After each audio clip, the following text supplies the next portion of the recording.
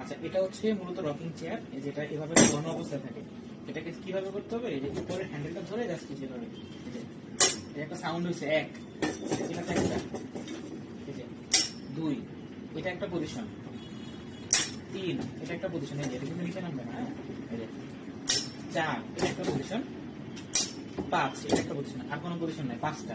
এবার এটাকে আবার পুনরায় পিছনের দিকে নিতে গেলে এটাকে ধরে এভাবে শোয়া আবার পিছের দিকে টান দিতে হবে। ঠিক আছে, আমি আবারও দেখাই। 1, 2, 3, 4, 5, শেষ। আর পিছনে যাবে না, 5। এবার পিছনে নিতে গেলে পুরোটা দিব, যে একদম পিছনে